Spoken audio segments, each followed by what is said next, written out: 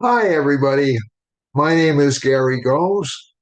Uh, I'm a Vedic astrologer located in New Bedford, Massachusetts.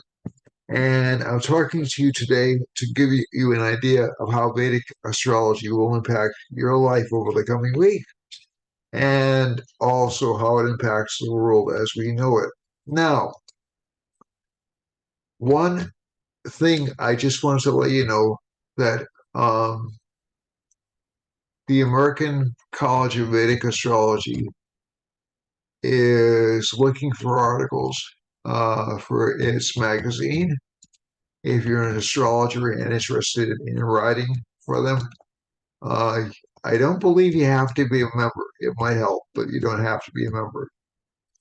But membership is actually a good idea. So I'm not soliciting for them, but if you're an astrologer and you'd like to write an astrology article for them, look up. I'm sorry, it's not the American Council of Vedic Astrology, it's the Council of Vedic Astrology. So I would look up their website and look up solicitations for articles if you're interested in that. Also, if you're interested in having a consultation with me, or if you're interested in having, I do consults, I recommend remedies for charts. I also give lessons, and I'm open for students now. And rates will probably go up a little bit next year, not a lot, because I'm sensitive that people are experiencing a financial crunch. But now is a good time to get in. So this isn't a Black Friday special. This is just an indication that I will be raising costs next year. What time next year? I'm not sure. Okay. But it's let me just see. I look a little disheveled, and I'm going to the wrong place. Hold on. Definitely going to the wrong place. Much more elegant, much more sophisticated. All right. And so you can contact me either through phone at 508 525 0001. Yes, you can actually talk with me one to one. I'm an actual living person. That's 508 525 0001. Or if you feel more comfortable texting, you can text me at that number too. That's my cell phone number. You can also email me at Gary Gomes G at gmail.com. So that's GaryGomes G at gmail.com. All right. So without further ado, I'm going to first of all read a little bit of a sigh of relief and also get a little bit anxious because Ketu has just changed signs. Now, Ketu and Rahu have just changed signs. So I think that's so this is officially done. According to those who use a different measurement on the nodes, I use what's called a true node. Now, these are both Rahu and Ketu are imaginary points in space, and Rahu creates disruption, dissatisfaction, um, upheaval, sometimes revolution, sometimes disasters or upsets. And Ketu is responsible for psychic development, but it's also responsible for things like catastrophes. I can recall when I was learning Vedic astrology, the word they used was happenstance, and this was a translation from the German teachers who put this together, the program. But it's essentially a good time, especially if you're a Virgo sun. That's September 15th to October 15th, or Virgo rising or Virgo moon, to be careful about accidents and health. But also, it will provide some unexpected opportunities to you. So that's a beneficial thing. The thing that doesn't help is that it's in the same sign with a debilitated Venus. So that will cause, unfortunately, in in general terms, disruption in partnerships, especially, and I'm going to show you the chart in a section, especially in relationships. So don't be surprised if your relationship partner is a little more short-tempered or hurtful or gets hurt very easily over the next couple of weeks, especially as Venus and Ketu move closer together in the chart.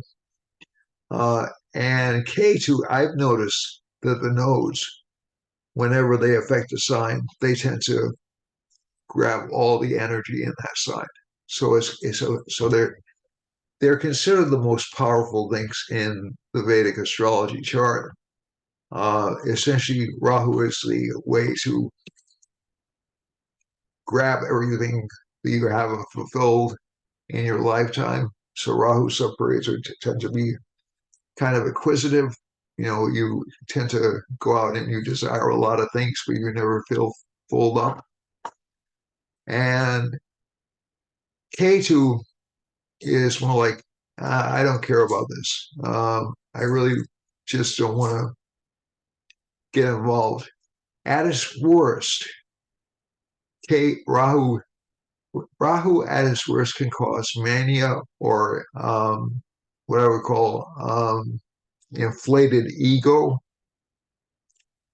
and also a certain heedless greediness. So there's a greediness without regards to the consequences.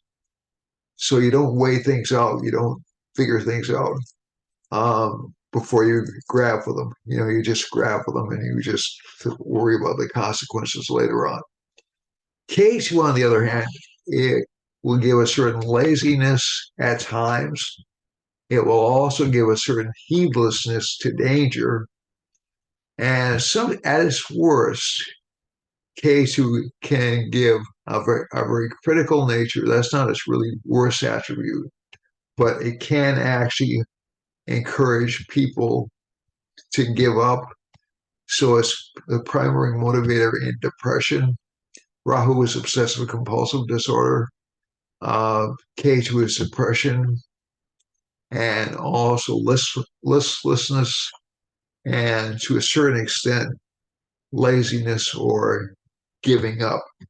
That can even indicate the immune system giving up, or even people contemplating taking their own lives if K2's really badly connected in a chart. So be careful about depressive thoughts, especially over the next few weeks or so. Be careful about giving up on relationship partners. Be careful about those kinds of things. At least not until October. Now, when October comes, I'm sorry, at least not until, my apologies, until December. Well, I'm really, so K2 causes memory loss too, as you can see. I think one of the things, I'm going to show you the chart right now. One of the things, this is just in general for people. So I don't know, I'm going to do it three times just because that's my habit and because I really don't trust the software. I just spent 2 hours trying to get the new computer to run the software, and I know now what I have to do, but I can't really do it until Monday. So let's see now. So I will have the new computer up and running. I'm guessing by next weekend, and it should be a much nicer image for you. So if you look at this chart, we'll give you the basic orientation. Also, let me allow me to remind you to subscribe, like, and share and comment. I do want to hear from you folks. Okay. So over here, this is Pisces, Aries, Taurus, Gemini, Cancer, Leo, Virgo. That's where Ketu and Venus are conjoined. And you see Ketu is pretty far away from Venus, but Venus moves pretty quickly. It's not going to stay in that sign for more than 2 weeks. Okay. So by December 2nd, Venus will be clear of Ketu. Everybody will be happy. But I would say Thanksgiving is going to be a challenging holiday for a lot of people. And over here, Ketu Venus, and that's in Virgo. Libra's over here. Um, and we have Mars and Mercury in Scorpio. That's Sagittarius. That's Capricorn, where the moon is today. And that's Aquarius. And we're back to Pisces again, where Rahu is now.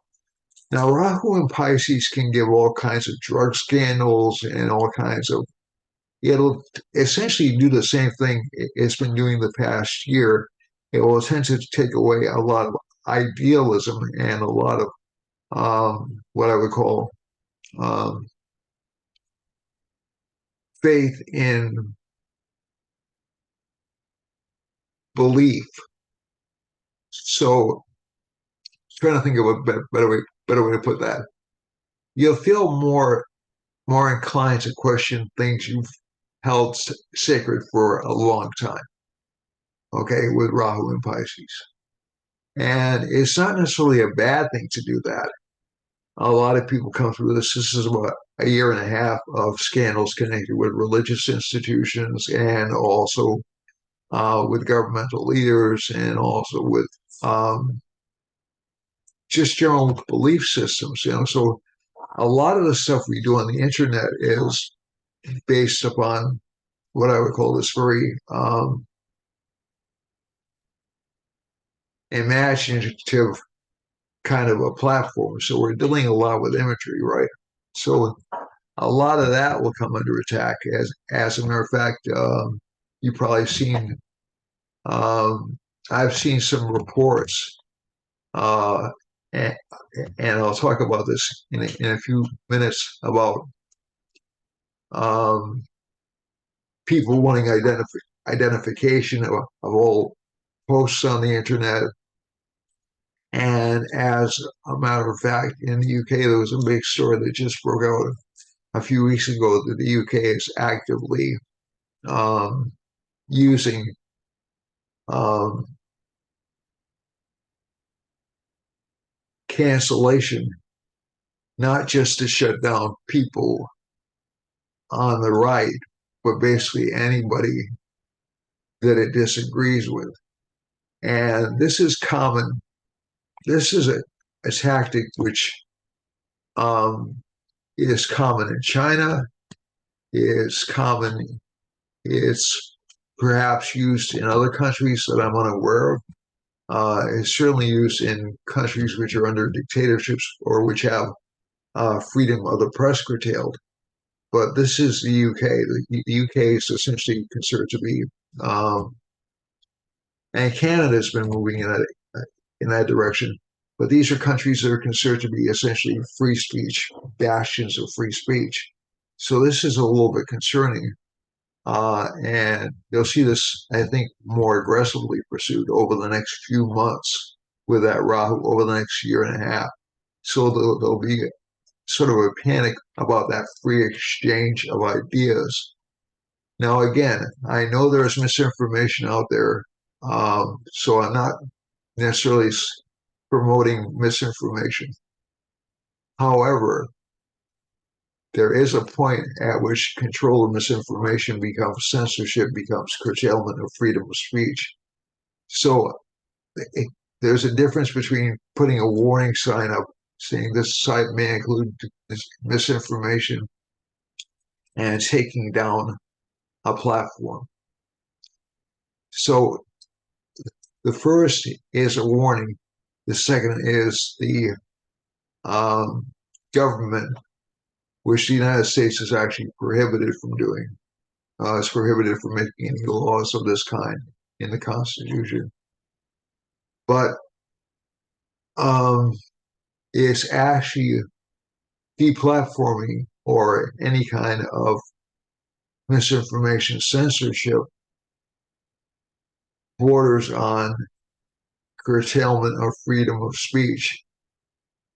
And I think that's something that should worry everybody because it's not just people who are um, spreading falsehoods. It's the efforts being made towards people left or right who disagree with a certain position or statement. I'm not saying they're right or wrong. Okay, so just to be clear about this, I'm not saying they're right or wrong. I'm saying it's concerning because it's a form of political control. And I think you'll see a lot of institutions, um, and we have, unfortunately, a Mars Mercury conjunction. So while we had a little bit of a break in terms of in terms of um,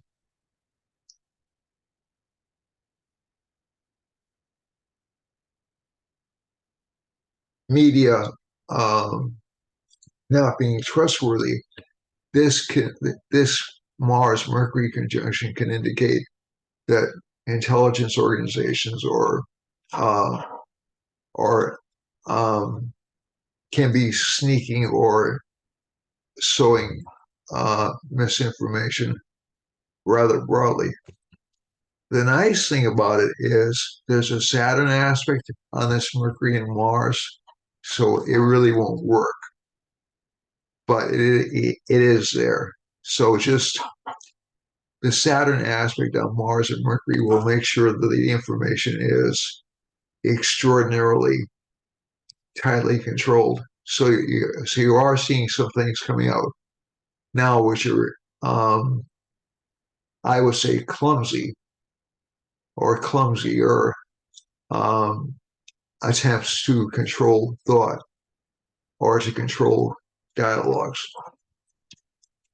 Also, the Mars Mercury conjunction does give some misinformation about economic status, especially in Scorpio. And the moon over here in this particular sign and Saturn over here in this particular sign aspecting Jupiter will still cause prices to rise. I don't think we're going to get out of that particular situation for another couple of years, to be honest. Because Saturn in Aquarius, while it does encourage innovation, it's great for things like AI and other programming like that. It's really horrible for things like price stability and as Saturn aspecting Jupiter tends to make people stingier, so that actually increases prices. Okay, uh, there are some signs of some economic slowdowns. Again, like I've said before, they're not really aggressively strong signs, but they are there. And it has to do with the number of new jobs being created, especially in the United States, certain other economies being hurt by, let me just see now, by lack of natural resources or supply chain issues. And this kind of feeds back into the Middle East, what's going on in the Middle East, and also what's going on with Russia and Ukraine. And as I said last week, the Ukraine, I think the Ukraine situation is pretty much resolved, but it'll stretch out for at least another month. Um, and I'm hoping it doesn't last any longer than that because there have been too many lives lost already. And I'm not defending Russia. I just think this was um,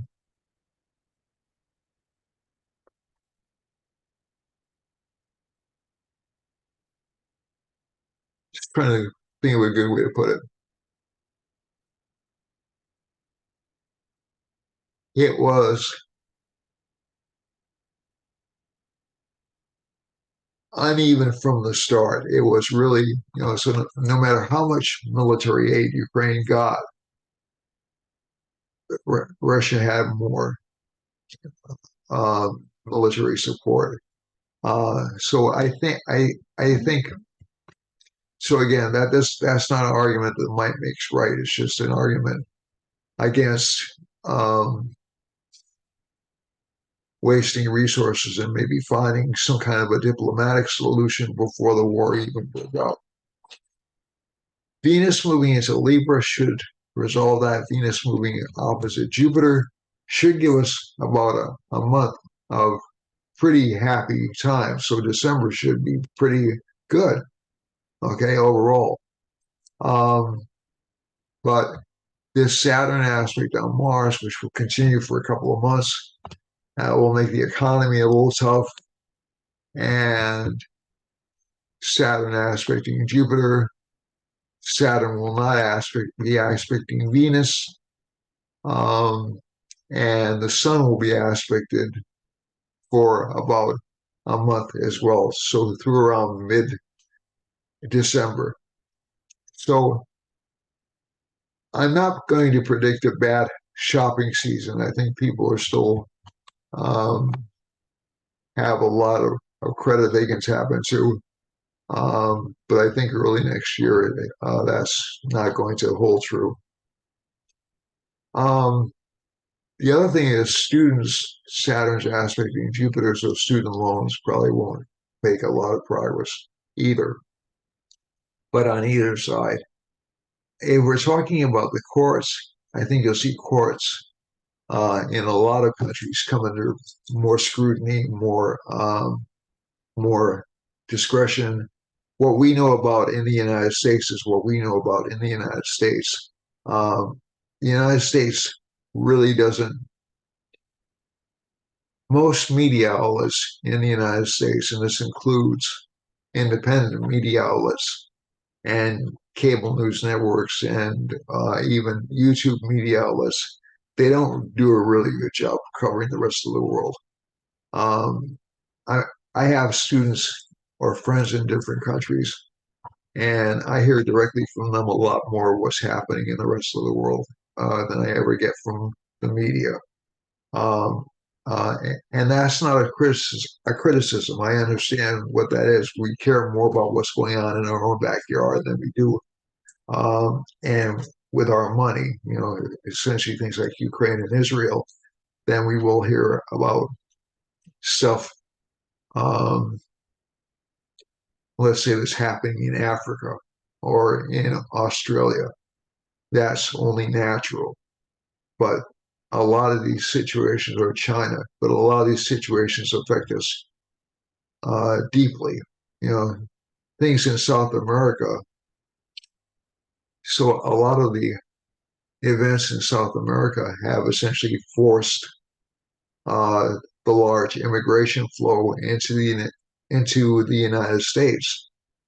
A lot of things that have happened in uh, the Levant or the Middle East in general, Ukraine, um, have forced immigration into Europe and ultimately into the United States. So again, we're all sort of interconnected.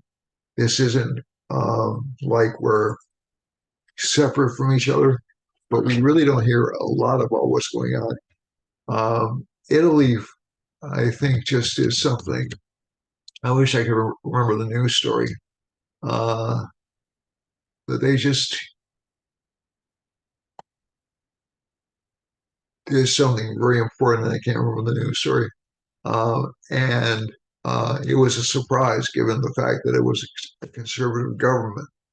But but basically, all these things will kind of like ebb and flow and work together.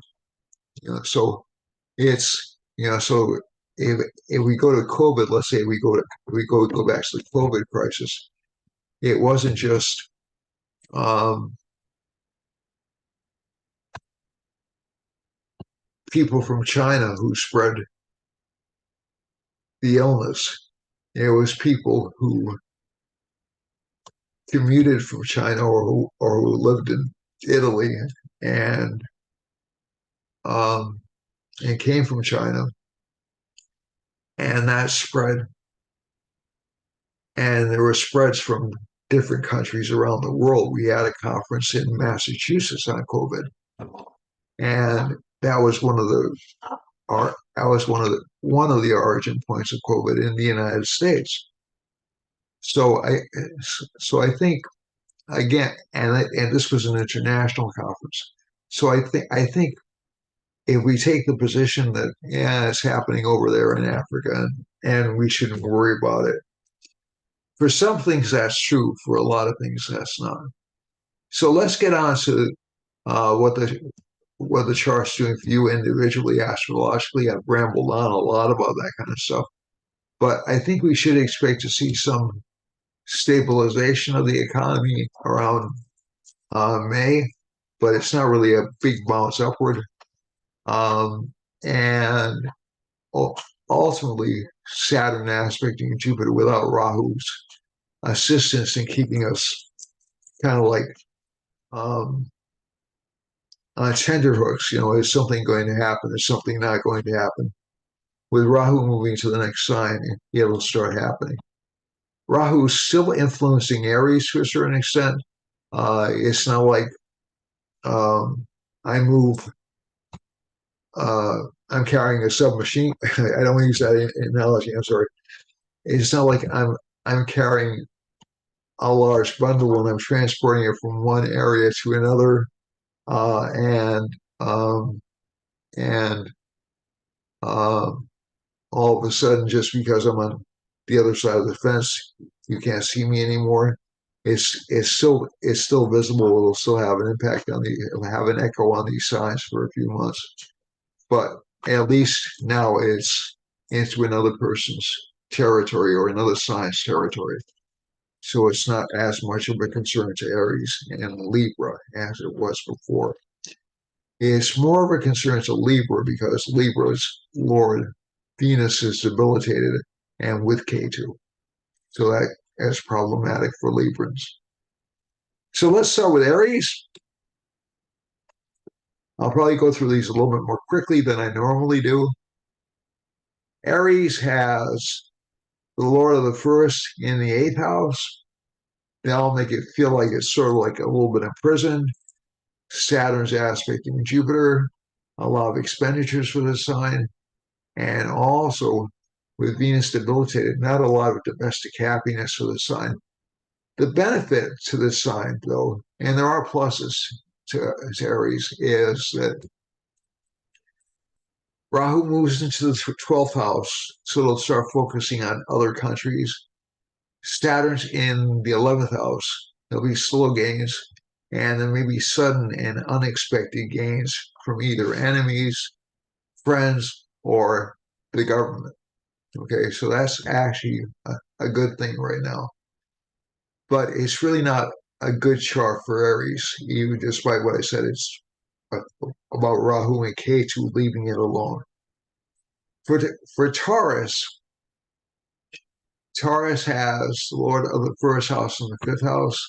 That's generally a good sign. This creates what's called the Raj Yoga in Vedic astrology, and it's caused when the nodes are together. So this will give unexpected opportunities for creativity, and also children will do remarkably well, even if they seem a little bit ungrateful or irritable. The Lord of the second house is Mercury is placed in the seventh house, so this will make relationship partners a little bit difficult and maybe even a little bit untrustworthy. And business partnerships is not just relationship partners or else quick to anger. So this is true for Taurus as well. For work life, Taurus is doing very well. Again, too heavy expenditures though, especially because of friendships. But luck is about to change this week for this sign, so that's good news. Gemini has the Lord of the first house is in the sixth house, so this will make this sign more susceptible to enemies, but it'll also make it much more competitive than it has been, much more aggressive than it has been. Ketu's in the fourth house. There's some concern over mother moving or mother's health. And again, another Raj Yoga though. So that's good. And also, so status will rise unexpectedly for the sign. And there may even be unexpected romantic turnarounds. The eighth house has the moon in it. So maybe people who owe you money will send you some money. Saturn's in the ninth house, a lot of hard work, a lot of slow gains, a lot of frustration at work, but that'll pass within about 2 weeks. For Cancer, Cancer has the moon in the seventh house, so it's a lot of focus on relationships. People with the sign placement will tend to be drawn into new relationships. And also, Saturn's in the eighth house from Cancer, and it's in the second house from the moon. So that tends to give it this very strong feelings of being boxed in, not being able to have control of one's destiny.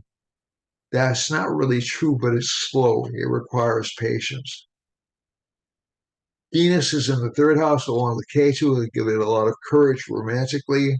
That'll be rewarded around December 2nd. Mars is in the fifth house. Will probably be some problems with kids, some arguments, maybe even some misrepresentation from kids.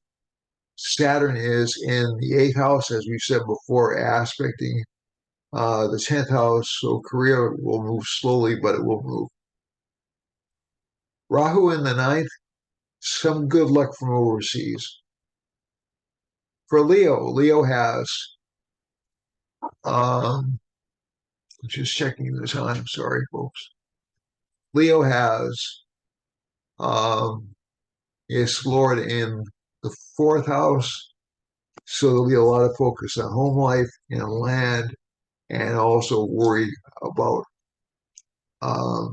family members misrepresenting themselves to you.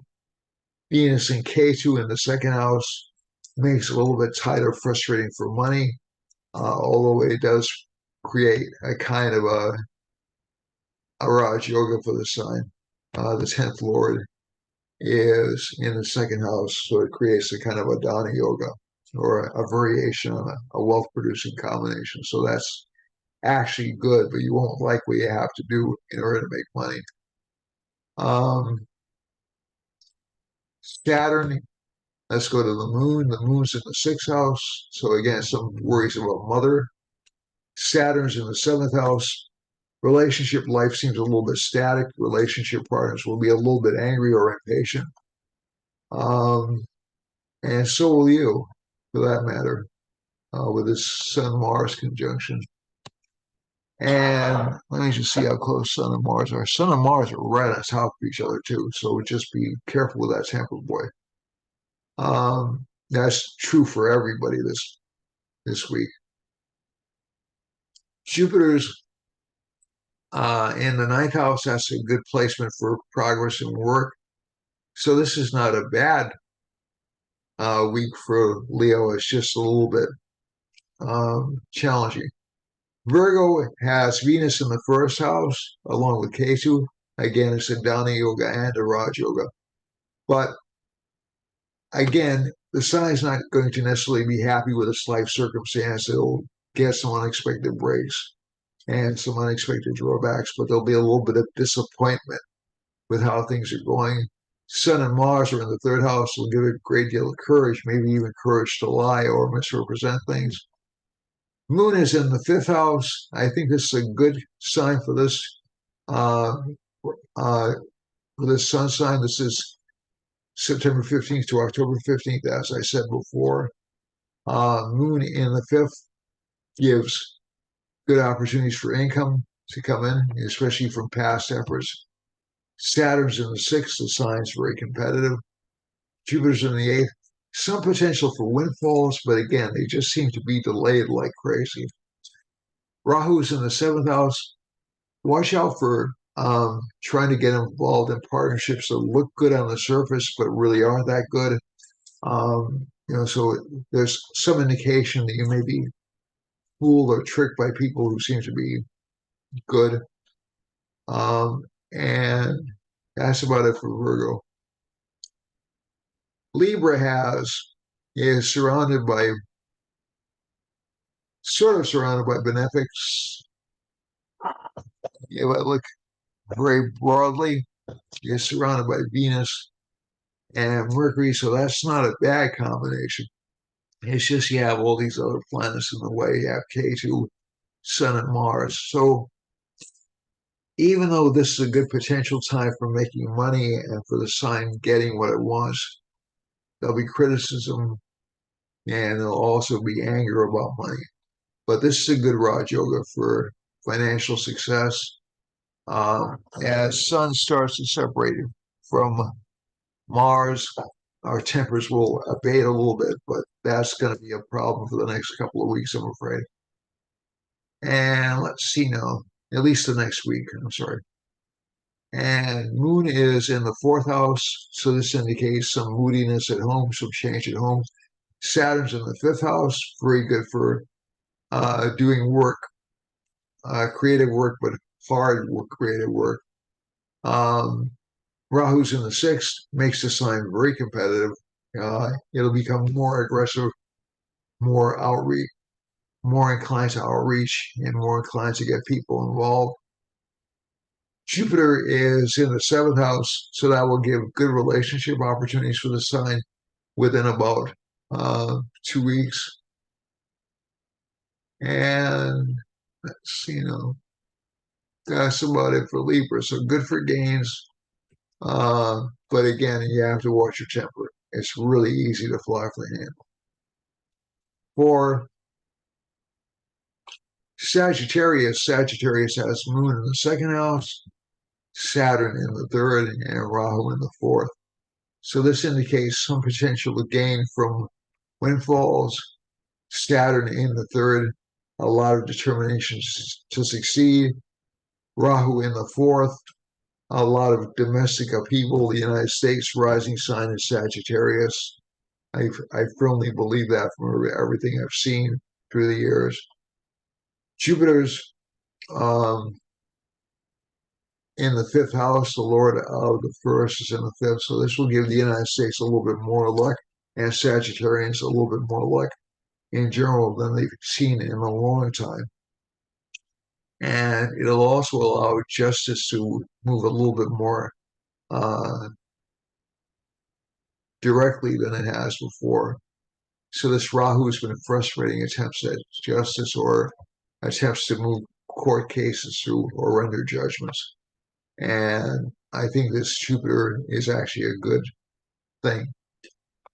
K2 and Venus are in the 10th house. So in terms of the impression you make on the world, maybe not so good.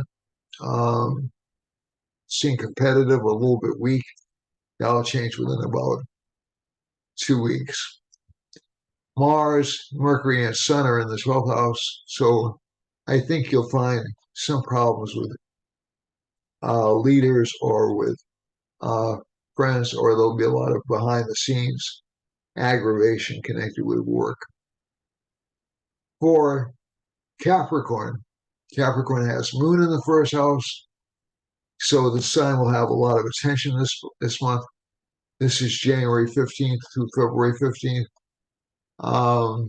And basically, Saturn in the second is good for slow acquisition of wealth. Rahu in the third indicates it wants more money coming in, more financial gains coming in. Venus is in the ninth. Again, this is not a bad combination. It's kind of a Raj Yoga for this particular rising sign. And I think you'll actually start to see some benefits coming in from financial sources. But again, they'll be laced with a little bit of an accidental tendency around them. They won't be stuff that you can plan on and it manifesting exactly when you want it to. Let's see now. Be careful in the next couple of weeks, like I said, especially with relationships, everybody, because K2 Venus combination is really tough on relationships. Saturn is well placed for wealth. Rahu is well placed for ambition. Sun, Mars, and Mercury are well placed for financial gains. So, not overall, not a bad week for Capricorn. Aquarius has Saturn in the first house. That's a Sasha Yoga. So this essentially means that people who are more advanced technologically will do better. It also means that people will like solitude a little bit more. This time will like solitude a little bit more, and it can command from afar. Rahu is in the second house. I think with Rahu in the second house, again, there's a little bit of greed with this sign, maybe a little bit of false optimism connected with money. Jupiter's in the third house, though. There's a tendency not to try to offend people or upset them. Ketu and Venus are in the eighth house. This is not a Raj Yoga combination, but it does mean that there'll be some money which was potentially coming to the sign will be delayed, or there'll be further delays until Venus enters the ninth house. And Sun, Mars, and Mercury look good in the 10th house for the sign. It gives a lot of work focus. Moon in the 12th means very few enemies. Rahu is in the first house for Pisces. It means a lot of expansion, physical expansion, with Jupiter in the second, although Saturn is trying to suppress it. Venus is in the seventh along with K2, so relationship life will be full of arguments or difficulty to please relationship partners, or difficult to please relationship partners and business partners. Mars and Sun and Mercury are in the ninth house. This is actually a good combination for this rising sign. Mercury is not so much a friend to this rising sign, but it does make the sign much more competitive. Mars is a good planet for the sign. It produces wealth, and Mercury produces action. But again, watch out for unscrupulous people, especially bosses. And finally, Moon's in the 11th house gives quick financial gains over the next couple of weeks. And Saturn in the 12th house, again, we're all spending too much, it looks like. Now let's go to the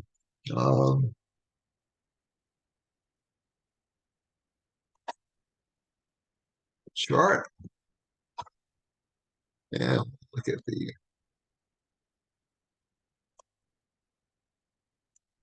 time and space chart. Yeah, try to expand it. Oh no, I didn't do it the way I wanted it to. Let me see if it will. Let me see if it will now. All right, hold on a second. 1 second. That's what I wanted. That's what I'm talking about. Okay, so we see a combination of planets around Hawaii. That means there'll be essentially some lying or some I don't want to use the term disinformation, some untruths coming out of Hawaii over the next few weeks, maybe perpetrated by the government or the leadership there. Also, this is true about Western Canada. and to a certain extent, um, all down the West Coast because we have a Venus line intersecting a Mercury line coming up around Washington and Oregon and down into California, right through San Francisco where the conference is taking place. Isn't that fascinating? So again, we I don't think we can trust what's coming out of that conference. I'm not being negative. I'm just saying, given that combination, it's going to be a little bit. Um, and this has nothing to do with Joe Biden. It has nothing to do with it. Um, Prime Minister uh, with Premier uh, of China. It has to do with the actual line running through. So nobody will leave there happy, basically. Although they will feel like they've managed to outfox the other party. Um, Jupiter's running through central Texas, I'm sorry, eastern Texas, through Oklahoma, up through North and South Dakota. And I think whenever you see a Jupiter line, the natural tendency is to say, oh, that's great, that's really abundant. But it also gives too much, so it would probably be too much law enforcement, too much litigation, too much legalities happening down there. When I say legalities, I'm not acting like the law is a bad thing. I'm just saying there'll be a lot of legal maneuvering down there. There's a Sun Mars combination coming up through right through looks like Ohio, uh, New York, Pennsylvania, and down into Maryland and Virginia and through South Carolina. There's a moon line coming up over here. This is close to Washington, D.C. So I think, again, you'll see some more disagreement with how the government's being run, obviously. And also down through Panama and down through Ecuador and Peru as well. And you'll probably see some economic slowdowns in Puerto Rico, Haiti, the Dominican Republic, although we're already aware of that, and even as far west as Florida. Okay, because of Saturn line, and you'll hear about the economic problems in South America pretty strongly. There's a Saturn line running right through Argentina, and also in parts of Brazil and um, Guyana. Uh, as we go into the middle of the sea, there's a Venus line right off the coast of Brazil. So again, some government scandals coming out of there. And I can remember a few weeks ago saying I was seeing Mars lines going up through Iceland. And although there's not a Mars line right now, there's a Jupiter line heading close to it. And there is a Mercury line heading close to Iceland. We're hearing much more about magma buildup, so it's good to be um, justified if after the fact. Um, and we may hear about explosions in Iceland over the next, or eruptions in Iceland over the next couple of weeks or month at the outside. Spain is going through a major political upheaval right now. That was what I was thinking of, not Italy, was Spain. It's going through a major, and Portugal is as well. We're hearing about it in the United States just a little bit. Um, and it has to do with shifting alliances and who's holding on to power and who's giving up power. Uh, and also, England is going through some major political disruptions as well. We're hearing about that. So is Ireland.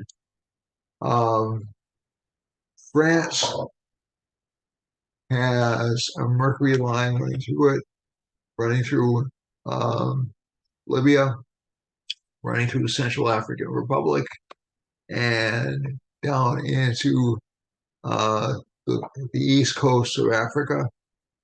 And that should present some problems for them. in terms of violence. There's a Saturn line running um, right through Central Europe, or right through Eastern Europe, excuse me, Eastern to Central Europe, all the way down to Greece and touching Italy, and touching all the way down to South Africa. So I think this part of the world, and there's a Mars line running through. Is it Mars or Mercury? There's a Mars line running through um, Portugal and Spain. So this political upset may lead to violence in Spain, may lead to violence in Algeria, Niger, and down further south to Zimbabwe. So this looks like kind of a difficult time for that part of the world. There's a Saturn-Mars line intersecting like right down in South Africa, very close to South Africa. So I wouldn't be surprised to see some violence down there. Um, there's not a lot of activity in Turkey, although there is a Saturn line there and there's a Mercury line. Uh, the Mercury line is going through Central Africa. My apologies.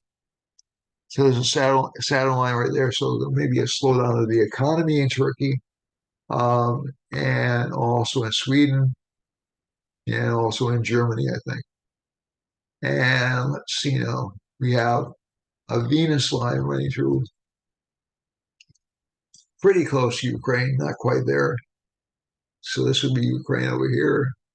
And I think, excuse me, I think this Rahu line passing through.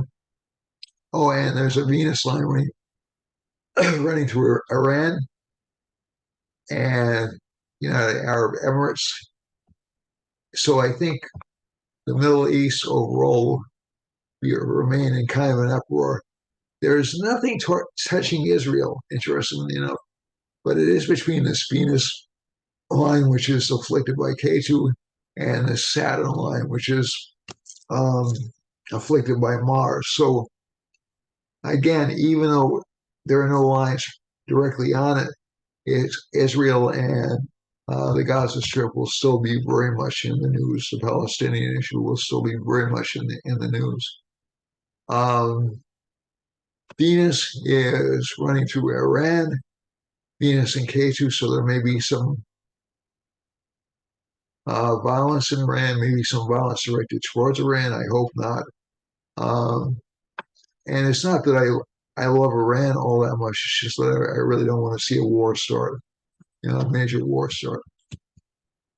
Rahu is passing over Afghanistan and Pakistan, and again, those two countries are in dire circumstances.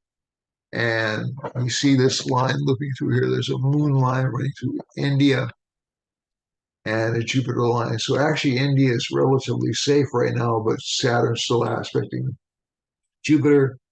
But this is a more beneficial line than I've seen in a lot of places. But there will be some issues with the course in India, I think. Let's see now. Mars and Sun are running through basically through Cambodia, up through China, and affecting Vietnam and Laos and Malay and down into Indonesia. There's a Saturn line, so there's some economic slowdown coming in those regions, into Borneo and into Western Australia. And finally, as we get over here, you see a Mercury line. We'll be hearing a lot more about China over the next week. And you have a very strong Venus line heading over New Guinea and also Western Australia. And I think this Rahu line will give some scandals in the government in Eastern Australia and over Micronesia and also even in New Zealand. So that's it for this week. I got to run. It's been always a pleasure. I love you all. Take care of yourselves. Don't worry. The worst shall pass, the best is yet to come. Thank you all. Bye bye.